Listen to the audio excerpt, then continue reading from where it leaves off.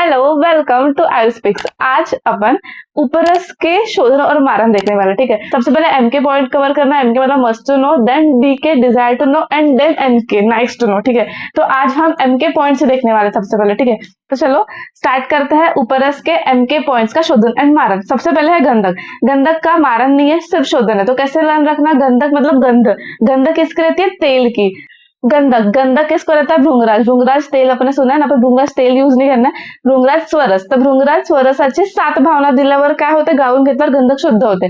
तर लर्न झालं गंधक, गंध, भृंगराज। ठीक आहे, उसके बाद आहे गैरिक। आता गैरिक बघा, गैरिक कसं वाटतंय? गैरिक गो, गो गैरिक, गो गैरिक, गो गई। ठीक आहे, तर ग वरून गैरिक वरून गोदुग्ध लक्षात ठेवायचं। तर याला काय करायचं? गोदुग्धाची भावना दिल्यास, गैरिकाला गोदुग्धाची भावना दिल्यास शुद्ध होते। ठीक आहे, सबसे पहिले गंधक। गंधकचं शोधन कसं लर्न केलं? सगळ्यात पहिले बघू गंधक आणि गैरिक बघू। तर गंधक आणि गैरिक दोघांना पण मारण नाहीये, फक्त शोधन आहे। तर गंधकचं शोधन कसं लक्षात ठेवायचं? गंधक ह्याचा असतो भृंगराजचा।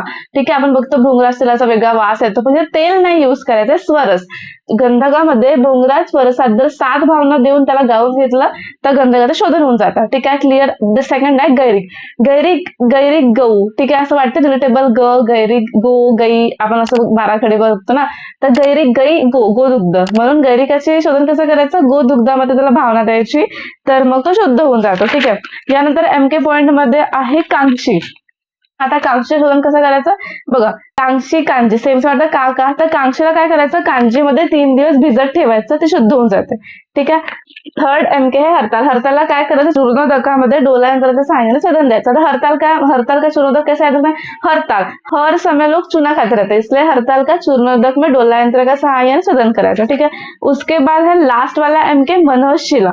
मनोशिला काय? आता देखो मैंने पहले बताया था तुमको, इधर क्या हरताल, हर लोग चुना खाते रहते हैं हर समय। तर मनोशिला मध्ये पण काय? चुना से, म्हणजे मनाने लोक नेहमी चुना खात राहतात। त्याच्यामध्ये हरतालमध्ये डोला यंत्राचं सहाय्याने शोधन करायचं। याच्यामध्ये चुनाच्या निवळीत 3 दिवस बुडवून ठेवला असता शुद्ध होतो। ठीक है, तो देखो फट से रिवाइज करते हैं। सबसे पहले बात गंधक। गंधक का क्या है? गंधक किसका रहता है? भृंगराज का। तो भृंगराज स्वरसातून 7 भावना दिली असता गंधक शुद्ध होतं, त्याला गाळून घ्यायचं। ठीक आहे, आणि सेकंड थिंग आता काय? गंधक नंतर गैरिक। गैरिकचं काय असतं तुम्हाला सांगतो? गऊ गैरिक, गऊ गई, बाराखडे। तर गऊ काय? गोदुग्ध। म्हणून मग गोदुग्धामध्ये त्याला भावना दिली असता गैरिक शुद्ध होते। ठीक आहे, नंतर मग आपल्या इथे कांक्षी। कांक्षी कसं वाटते? कांक्षी कांजी, काका काका। तर कांजीमध्ये भिजवून ठेवला असता 3 दिवस, सगळीकडे 3 दिवस आहे। ठीक आहे, सगळ्यात पहिले होतं 7 भावना द्यायच्या भृंगराज मध्ये, नंतर मग एकच भावना द्यायच्या, नंतर मग आता कांक्षीमध्ये काय? 3 दिवस। 3 दिवस भिजवून ठेवला का? कांक्षी कांजी। कांचीमध्ये तर शुद्ध होऊन जाते कोण? कांक्षी। आता हरताल आणि मनोशिला। तर हरताल म्हणजे हर रोज चुना खाते रहते लोग, इसलिए हरताल में क्या आएगा?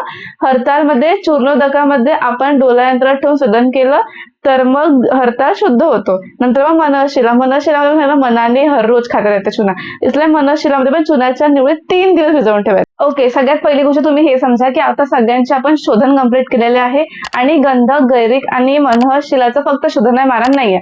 आता उरलेले एम के पॉइंट्स मधले मारण कोणाकोणाचं आहे? फक्त हरताल आणि कांक्षी। ठीक आहे, तर आता कांक्षीच्या शोधाची ट्रिक काय सांगितलं तुम्ही तुम्हाला? कांक्षी कांजी काका।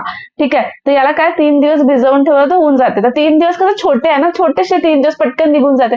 तर आता शोधन झालं, आता शोधनला मारण कसं करायचं? कांक्षीचं सगळ्यात पहिली गोष्ट शुद्ध कांक्षी, शोधन केलेली कांक्षी घ्यायची आणि त्याला ना काय करा? शराब संपुटात बंद करून अग्नी देऊन लघुपूट द्यायचा। लघुपूट का? कारण छोटूशी कांक्षी 3च दिवस, छोटूशे दिवस, म्हणून काय लघुपूट दिला आपण।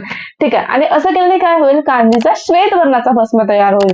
ठीक आहे, म्हणजे काय? पांढऱ्या वर्णाचा भस्म तयार होईल। ठीक आहे, आता नंतर आहे हरताल। हरताल मध्ये काय करायचं? आता मी तुम्हाला हरतालची ट्रिक काय सांगितली शोधनची की भाई हर रोज चुना खात येतो, म्हणजे हर रोज मतलब काय?